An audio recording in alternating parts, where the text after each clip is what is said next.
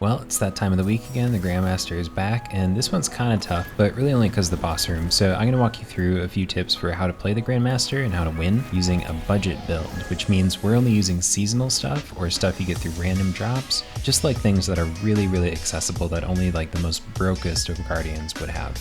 It's a pretty rewarding Nightfall, as all Grandmasters are, and I think the time investment for this one is actually pretty good. It's like half an hour, 25 minutes, nothing too annoying. You can also get the Adept Shadowprice from it, which is pretty nice. It's maybe not the best auto rifle for PvP right now, but you can get some cool rolls on it that would be really useful in PvE for sure. And honestly, with Adept mods on it, it probably will be pretty good in PvP too if you like auto rifles. And it looks nice too. But first I want to show the broke Guardian or budget builds that we were using. Check them out. Okay, so I was on Well of Radiance. I was using the Long Shadow Sniper Rifle, which is a random drop at the end of any strike or from any strike engram. I had Stars and Shadow, random Pulse Rifle to drop from the end of any Crucible match, and then Two-Tailed Fox, which is an exotic rocket launcher that's a random drop for anyone. If you don't have it, Code Duello from the Umbral engrams is totally great too. But if you do have Two-Tailed Fox, it's actually pretty underrated. It fires 2 rockets for big damage, it looks nice, it sounds nice, and it holds 8 in the reserves without any mods. So it was really doing work.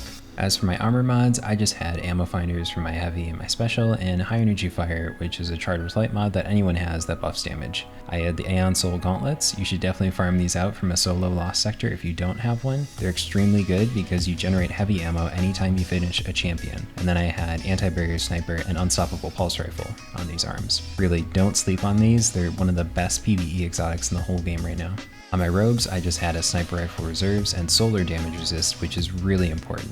On my legs, I had scavengers for my special and heavy, nothing too fancy, and taking charge. On my bond, nothing really important, I just had outreach and distribution, which buffs ability regeneration. Not really that important. The Titan on our team was using Middle Tree Sentinel for the big banner shield, which is super useful. He had a Dire Promise, which is a random drop from anywhere, and a Frozen Orbit, which is a random drop at the end of any Crucible match. He also had Code Duello, which you can get from Umbral engrams. On his helmet, he just had ammo finders for his rocket, which was nothing too fancy. And then on his arms, he had Unstoppable Hand Cannon and Anti-Barrier Sniper. I've recommended Ursa Furiosa in previous budget builds, so I felt that it was okay to recommend here. It improves the banner shield. If you want Ursa Furiosa, go farm it from a legendary lost sector solo when that legendary lost sector is dropping exotic arms. On his chest, he just had reserves for his rockets and Concussive Dampener, which is another great choice for chest armor. And then on his legs, just 2 sniper scavengers. As for his bond, he had Special Finisher, which is pretty useful for getting special ammo. If you don't have it, try to find a friend who does have it and play with them, but I think a lot of people have access to Special Finisher at this point, so it felt okay to recommend it. Okay, onto the Hunter build. The Hunter was running Long Shadow, which is that strike sniper rifle that I was using too. He had Last Perdition, which is a random Crucible drop from Shack's engrams or at the end of any match, and Two-Tailed Fox, which is what I talked about earlier that I was running. It's really good. Please try it out, you might like it. He had double rocket ammo finder on and taking charge. He had anti-barrier sniper and unstoppable pulse rifle just like me. On his chest, he just had sniper damage resistance to try to survive a couple more of those long range shots. On his legs, he just had 2 scavengers for his rockets. These are the Orpheus rig legs, which improve the tether. If you don't have them, you can farm them from those solo legendary lost sectors. They don't drastically change the Nightfall, so we felt okay recommending them, but as always with any of these things, if you just leave a comment letting me know that like very few people have this or this just isn't a thing that I can put in budget builds, I'll take it out for sure. Just let me know. And then on his cloak, he had nothing except an intellect mod. Okay, onto the gameplay tips about how to play each room. I am going to go through each room, but some of them I'm going to spend less time on than others because some of them are just not that hard. You just got to hang out in the back and shoot the things at the same time. The room that I'm going to spend the most time on is the boss room because that's quite difficult.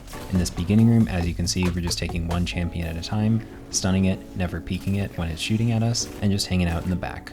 Two-Tailed Fox is doing work here, and make sure to have your Aeons person finishing the champion for extra heavy if you have to use any heavy in this room. Okay, onto this part.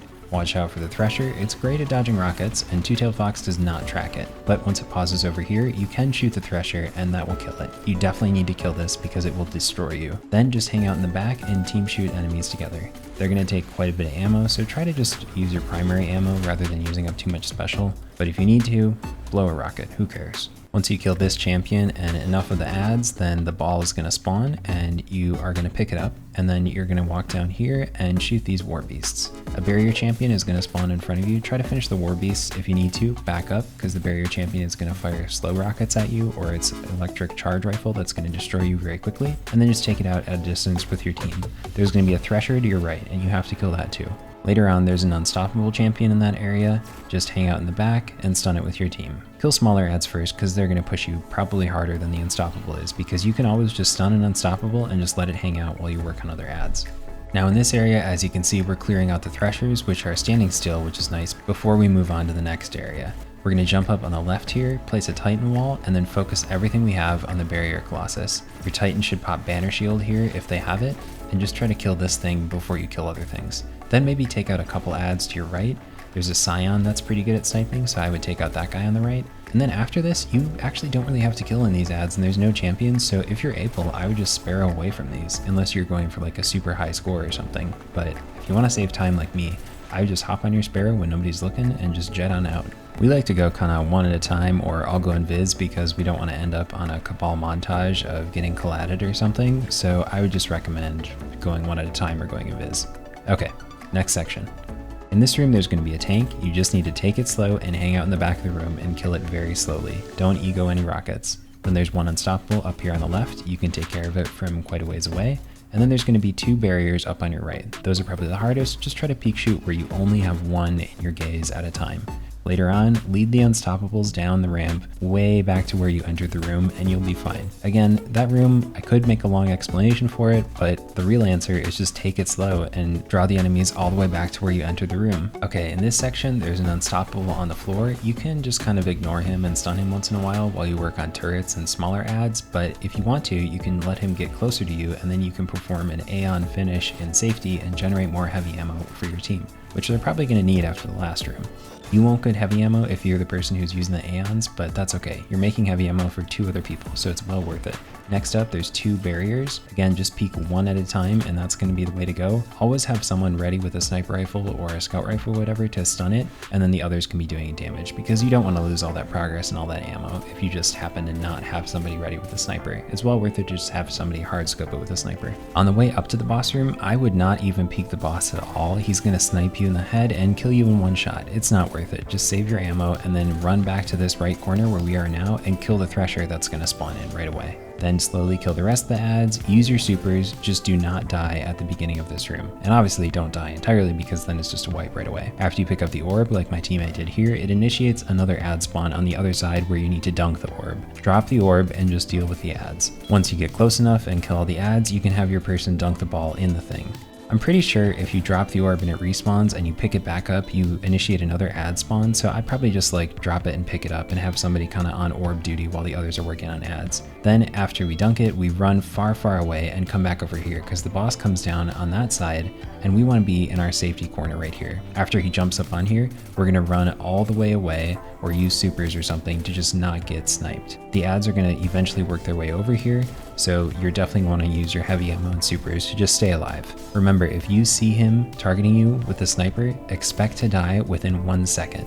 He'll almost never miss, and sometimes he'll even pre-fire you, so you have to be careful. You're gonna have a thresher spawn in the middle of here. There's gonna be 2 threshers total in this room. You just need to take them out right away. We're using supers and heavy ammo because the threshers are a really big threat because of the solar damage they're doing. Pick up the ball and then take out the ad spawn. That's gonna happen after you pick up the ball. The boss won't be sniping you right now, which is pretty useful. And then just have your ball person work your way safely over to this and dunk it. Remember, once you dunk it, you're gonna start another ad spawn. So if you need to look for ammo or get a teammate revived or just even generate super energy, definitely do that. You don't need to rush through this. We're going at a pretty slow pace, and this is our very first run, and we still have plenty of time left. If you need to, you can hide in this back right corner over here, and the boss can't snipe you from that pillar high up on the left or from the middle, and you can draw the ads into a narrow corridor, which is pretty nice. If you need to regroup on the second wave, that corner is your friend. Finally, once you dunk that second ball, the boss is going to come down, and he won't be able to use his sniper anymore, which is pretty nice, but he's going to get pretty aggro and run towards you, and there's going to be another ad spawn, so you need to be careful. If you have anything you can dump, try to finish him off before you have to deal with too many ads.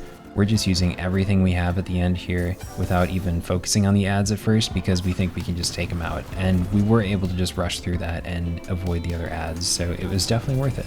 There's some pretty nice rewards for this thing, so I hope you're able to put together some friends to do it or find some time. You really don't need great gear, as we've shown here, hopefully, And if you have any questions, I read all the comments and I'm happy to help, as I'm sure other people are too. So please drop any questions or suggestions for other budget builds that you have in the comments, and hopefully we can help some people out get Grandmaster completions. If you consider yourself a Guardian who often needs budget builds, please let me know what you have or don't have if I'm using something that you don't have, because I want to make these things as accessible as possible. Alright, thanks so much for stopping by. It's really fun to see the channel growing these days, even though it's still pretty small, but I'm excited to make more for you, and I hope you'll stop by again. Okay, thanks. Catch you later. Bye.